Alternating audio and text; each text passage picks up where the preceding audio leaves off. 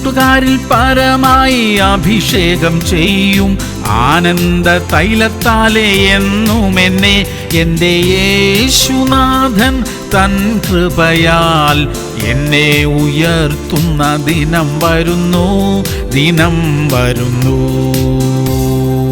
മർക്കോസ് 9:31. മനുഷ്യപുത്രൻ മനുഷ്യരുടെ കയ്യിൽ ഏൽപ്പിക്കപ്പെടും, അവർ അവനെ കൊല്ലും, കൊന്നിട്ട് 3 നാൾ കഴിഞ്ഞ ശേഷം അവൻ ഉയിർത്തെഴുന്നേൽക്കും എന്ന് യേശു പറഞ്ഞു. പ്രിയമുള്ളവരെ, യേശു കർത്താവ് നമ്മുടെ പാപങ്ങൾക്കായി മരിച്ചു, 3-ാം നാൾ ഉയിർത്തെഴുന്നേറ്റു, ഇന്നും ജീവിക്കുന്നു. നമ്മുടെ തെറ്റുകളുടെ ശിക്ഷ യേശു അനുഭവിച്ചു. നാം കൊല്ലപ്പെടേണ്ടിയിരുന്ന സ്ഥാനത്ത് യേശു മരിച്ചു. കർത്താവ് നമുക്ക് തന്ന ഈ വലിയ രക്ഷയെ നിസാരമായി കാണരുതേ. അതിനെ അംഗീകരിച്ച് വിശ്വസിച്ച് പാപക്ഷമ പ്രാപിച്ച് യേശുവിന്റെ മകനായി മകളായി ജീവിക്കണം. പ്രാർത്ഥിക്കാം. സ്വർഗീയ പിതാവേ, ഞങ്ങൾക്ക് തന്നിരിക്കുന്ന ഈ വലിയ രക്ഷയെ ഗൗരവമായി എടുക്കുവാൻ ഞങ്ങളെ സഹായിക്കണമേ. അവിടുത്തെ മകനായി മകളായി ജീവിക്കുവാനുള്ള കൃപ ഞങ്ങൾക്ക് തരണമേ അപ്പാ. യേശു ക്രിസ്തുവിന്റെ നാമത്തിൽ തന്നെ.